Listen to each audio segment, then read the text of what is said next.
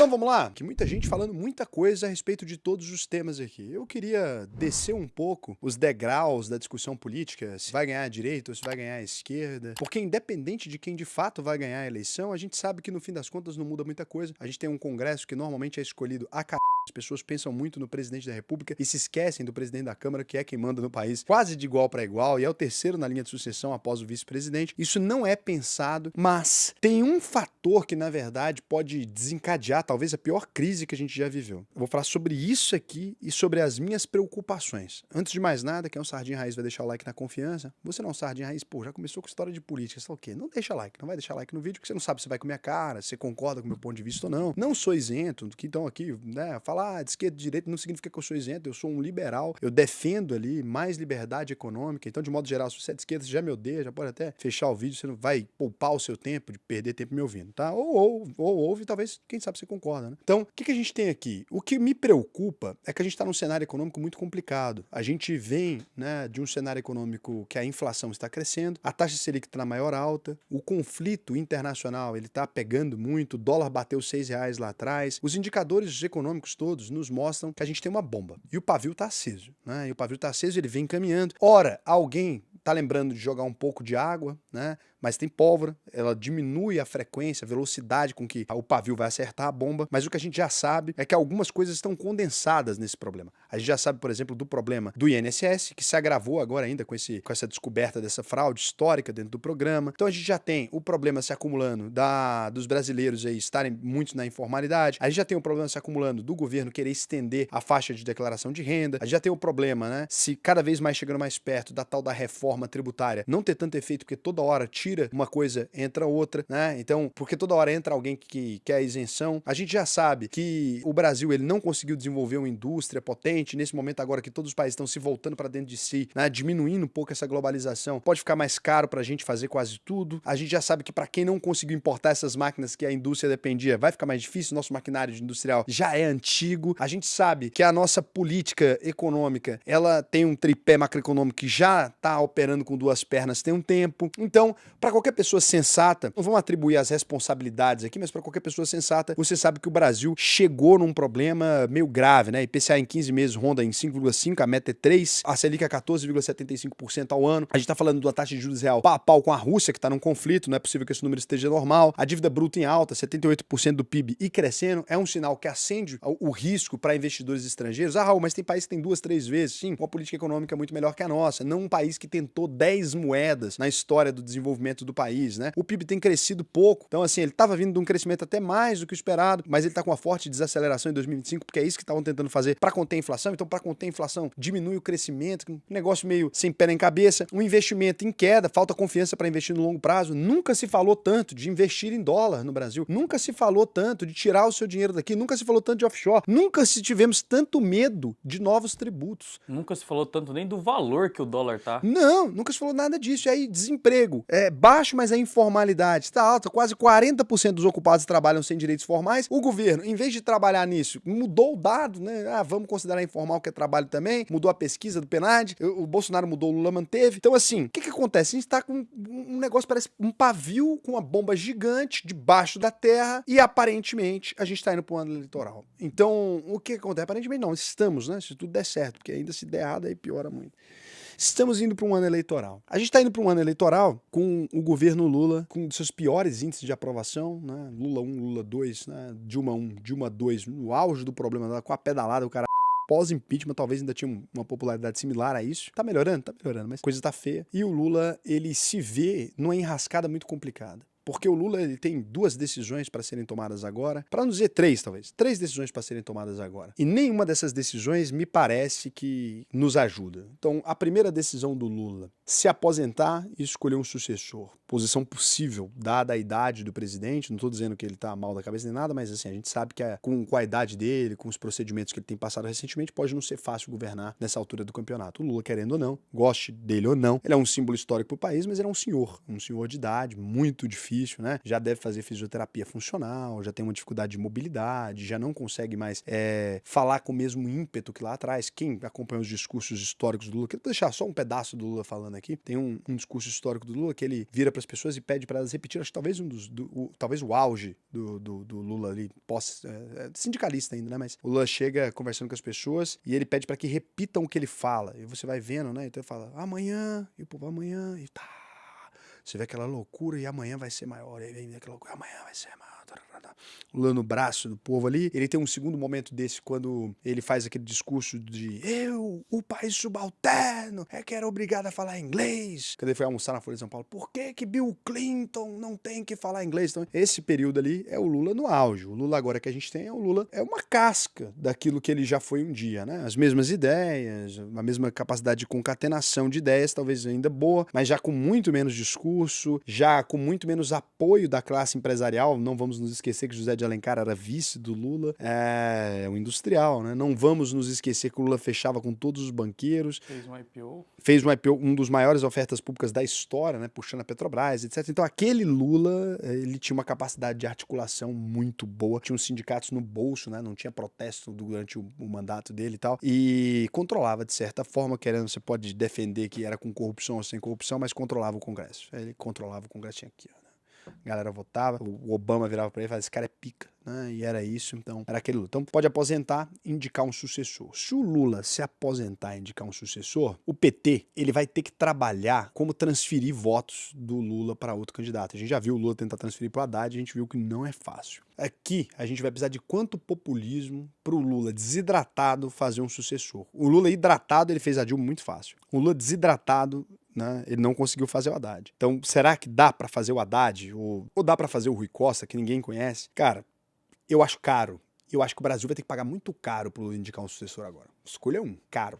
Difícil, complicado. O ano eleitoral aqui afetaria a economia brasileira muito fortemente. Não adianta você falar, o Lula tá com a caneta na mão. E a caneta na mão virou uma espécie de maldição agora. Pra você reverter essa maldição é gastando. Você tem um segundo caminho. O Lula se retrai, difícil, e apoia um candidato de outro partido. Mais barato para o país, menos chance do PT levar, muito menos chance, junto com uma espécie de coligação, quem sabe um nome famoso, até um Boulos, um Ciro Gomes. É um caminho que pro Lula tá na mesa do Lula. Tenho certeza que essas opções passam na cabeça dele. No que a gente se encaminha para a terceiríssima opção, né, completamente improvável. Estão dizendo que o Lula, diante dos cenários da economia, etc., se afasta, indica um sucessor, não gasta muito, deixa alguém ganhar da direita. O Brasil está com alguns problemas muito graves. Esses problemas estruturais estouram durante o mandato dessa pessoa, ele volta. O PT volta daqui 4 anos e fala, tô vendo que sem a gente ficou pior, chance de uma eleição. Caminho mais barato, né? Para o país, difícil, né? Porque se o Lula se aposenta aqui agora com honras, né? Olha, como eu fui um homem respeitado, etc. E ainda tem o quarto caminho, que acho improvável, sinceramente, diante da realidade agora, que seria o Lula disputar a eleição. Ele vai para a eleição, disputa a eleição, vence a eleição, tenta fazer talvez o mandato mais populista da história para se aposentar com tudo de melhor. Se ele for fazer isso, o conselho que eu vou te dar, Lula, economiza seu tempo, mete o populismo todo agora e sai grandão. É melhor. Atocha o pé, 5-pack, JK, 50 anos em um. É melhor que o JK, não é 50 anos em 5, em um. Derrete dinheiro, taca-lhe dinheiro na economia e tudo. Por quê? Porque é melhor a gente viver esse problema agora, né, do que pôr o dedinho. Vamos de uma vez, fundo o pé. Fundo o pé e vamos partir pro negócio. Você vai conseguir fazer um sucessor, tudo. A bomba vai estourar na mão dele, você sabe. Mas aí você já vai estar aposentado, tranquilo, deixa isso pra lá. Ele que lide, né, com a realidade. Também você deu um mandato. Então é isso. Agora, o que a gente deve ver, independente desse cenário, você percebe que o mais provável é que a gente veja agora explosão de gastos, né, para agradar o eleitorado, auxílio, obra, perdão de dívida, todo tipo de bondade, né, que puder. Agora o pacote de bondades, Lulinha, paz e amor. Congelamento de preço nos combustíveis. Não, a Petrobras não controla o preço, controla. A energia e alimentos para segurar a inflação no grito, igual a Dilma fez, Dilma 2, né, antes dela ganhar. Pressão no Banco Central para baixar os juros na marra, né, tentar conversar com o Galípolo, etc, fazer umas reuniões para baixar os juros na marra. Criação de imposto emergencial, a gente deve se encaminhar para se encaminhar, tem que impostar os ricos, não tá dando para passar na Câmara. Pô, vamos criar algum tipo de imposto para cobrir algum tipo de coisa. Considera alguma coisa urgência e segue com a caneta, né? Diante da crise mundial, tarará, vamos criar o auxílio Meu Ovo. Então é isso, né? Meu ovo, minha vida. E tá precisando, porque tá foda o predador. Aí, o que a gente deve ver com isso, cara? Fuga de capital estrangeiro, fuga de capital brasileiro, dólar subindo, perda de credibilidade, aumento de juros. A gente entra em 2026 num cenário difícil. Para corrigir esse cenário difícil, a gente vai ter que aumentar a inflação. Agora, muita gente ficou falando, então, Raul, então o Brasil vai acabar, porque se a gente já tá nesse problema, tarará. Vamos lá, né? Se você olhar, quem sou eu, tá? Para te corrigir aqui. Em 1989, a inflação ao ano era de 1.800%. O dólar explodia, salário evaporava da mão. Você ia no mercado um dia comprar uma bolacha creme cracker, no outro dia era 3 vezes o valor. Não tinha como parcelar nada, porque a moeda brasileira se desvalorizava tão rápido que se uma Casas Bahia ou uma empresa de moto te financiasse uma moto, no outro dia ela ia receber, não ia servir para nada, no outro mês, né? Não tinha como fazer nada. Em 1990, a gente confiscou a poupança de todos os brasileiros. Então, isso é um cenário de 1990, a gente acordou, tava todo mundo sem dinheiro na mão. Em 2015, a gente teve uma recessão de 3,8%, com a inflação de 10,7% e rombo nas contas públicas. Feio. Em 2020, a gente teve pandemia, queda do PIB de 3,9% e auxílio emergencial sem nenhum lastro de onde tirar. Todos esses cenários, todos, desde o overnight, desde o confisco da poupança, todos esses cenários geraram novas fortunas. Não tem nenhuma dessas situações que não gerou, pelo menos aí, um aumento de 30% no número de milionários no Brasil. E esse momento que a gente está vivendo agora, independente do que aconteceu, eu não quero saber se o pavio vai continuar queimando lento ou se ele vai arrebentar numa bomba. Eu tenho certeza absoluta que se você souber o que você está fazendo nesse momento histórico que a gente está agora, você tem grandes chances de embolsar muito dinheiro. Tem gente que duvida. Eu fiz o vídeo lá 8 meses atrás, falando, porra, Bradesco, tarará. Se você vê desde aquele dia, Bradesco está com 30% de alta. É previsão, assertividade, sabe o que? Nossa, eu conversei com um cacique cobra coral, que faz chover no Rio de Janeiro. Não. É a simples obviedade de quando todo mundo está com medo, as pessoas começam a tirar dinheiro daquilo que faz sentido tirar dinheiro e daquilo que também não faz sentido tirar dinheiro. Nesse cenário de histeria como está agora, as pessoas normais, o investidor de rua, ele não sabe mais separar o que é a VEG e o que é o medo que ele tem do Brasil. Ele não sabe mais separar o que é o Banco Itaú, o Bradesco, do medo que ele tem do Brasil. Ele não sabe separar o que sabe, a malha e metal leve do medo que ele tem do Brasil. Então, para ele é tudo Brasil, aquilo tudo está em verde e amarelo. E tá ficando vermelho na cabeça dele. É uma alucinação, um delírio de que o Brasil virou um país comunista, o primeiro país comunista que tem todo o Congresso empresário controlado pelo lobby, né? A gente virou de repente um país contra a propriedade privada, que não faz sentido nenhum, né? Até porque se essas pessoas estão defendendo o que elas estão defendendo, é porque a propriedade privada deve estar aumentando. Então o que a gente tem aqui é um cenário de muito medo, de um receio, de um não perdão a partir da eleição, porque ganhou um candidato que uma parte da população não queria que ganhasse. Tudo isso é verdade, né? É problemático. O Lula sempre foi problemático, ele tem os históricos dele, etc. Agora, quebrar o Brasil é um trabalho muito difícil, porque é um trabalho que não se faz em 2 anos, não se faz em 4 anos, não se faz em 20, não se faz em 30.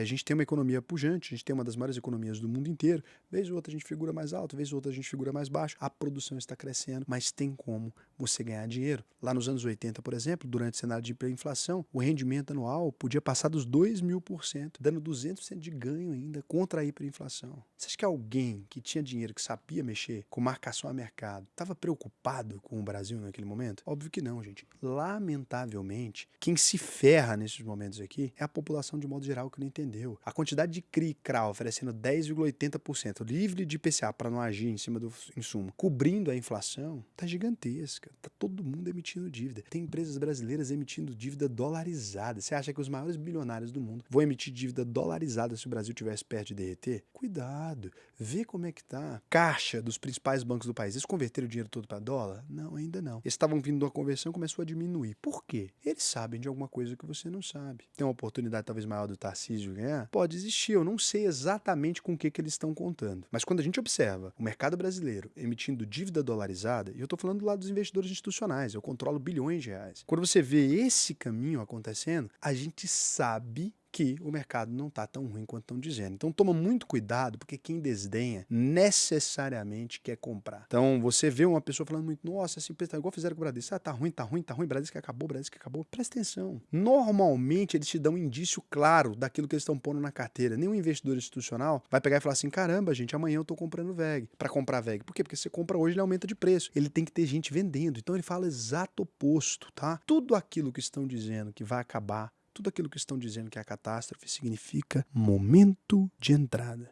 Se você quiser aprender a aproveitar esse momento da melhor forma possível, abre aí agora alvp.com.br ou clica no link aqui embaixo, entra no botão Faça sua análise de perfil. A gente tem não só a maior escola de investimentos do Brasil, como também somos proprietários da Top 1 consultoria de investimentos ligada ao Banco BTG Pactual. Top 1 no ranking do BTG. O que é o BTG Pactual, para você que não sabe? Maior banco de investimentos da América Latina. Pode pesquisar. Ninguém nunca chegou nesse patamar que os caras têm. Então, a gente está aqui todos os dias trocando ideia, a gente conversa, a gente tem acesso à informação, a gente sabe para onde está caminhando. E a gente fez as primeiras movimentações de tudo, muito antes da Índia se beneficiar, muito antes do México se beneficiar. Todas essas conversas a gente está levando aqui com vocês. Eu estou trazendo aquilo que ficava a portas fechadas, só para investidores que têm bilhões e bilhões e bilhões. Eu estou trazendo aqui para vocês, e lá na UVP eu posso falar muito mais do que eu posso falar aqui no aberto. Então, entra na UVP, para mim vai ser um prazer te ensinar a investir no Brasil e no mundo inteiro. Não perde essa oportunidade, entra agora. A turma de maio é uma turma excepcional sempre, né? Uma turma que tem mais feriado, a galera é pouca feita entrar nessas turmas e por isso acaba compensando mais para você, porque você tem mais atenção, a comunidade está mais vazia, então acaba compensando para vocês. Vou pesquisar se vocês deixaram alguma pergunta aqui para eu poder responder. Espero que vocês tenham gostado dessa parte do vídeo. Agora a gente entra no segundo bloco. Precisa falar do compromisso? Precisa falar do compromisso. Todo mundo sabe que a UVP devolve o dinheiro. Será que sabe? Sabe. Mas 100%? 100% do dinheiro se você... Mas é que é de 7 dias, né? Você não aprender a investir. Não, 7 dias é o que o governo manda. Que Depois isso. de concluir todas as aulas. Você assiste todas as aulas, não ficou satisfeito, devolve 100% do dinheiro. É isso. E aqui tem uma pergunta muito boa. Olha que legal. O Nuno Neves falou: ué, liberais não defendem o livre mercado? É porque eu critiquei a Selic. Ele acha que a Selic é 14,75% ao ano é livre mercado. Muito bom, vou até comentar para ele. Você acredita que a Selic é 14,75% ao ano? Muito bom, cara. Na sua família, todo mundo é burro assim ou é só você mesmo? Queria saber, se você puder comentar pra mim. Ariel Costa pergunta: se a gente for morrendo e não deixar a chave pra ninguém, chega uma hora que pode ter vários bitcoins parados e nunca serem acessados. Afeta alguma coisa na rede, seu valor, etc? Sim, aumenta o valor, né? Quanto mais gente quer comprar e menos gente tá vendendo porque não tem acesso, melhora. Pergunta: quando o computador quântico for desenvolvido, os bancos vão utilizá-lo para melhorar a criptografia dos seus sistemas e torná-lo seguro novamente, um nível acima? Já o Bitcoin não. Ninguém pode encriptar o código do Bitcoin melhorando ele. Pode sim. Se todos os nós da rede concordarem, a gente pode melhorar e encriptá-lo novamente. Não tem nada a ver isso não, meu lindo. Beleza? Um beijo pra vocês.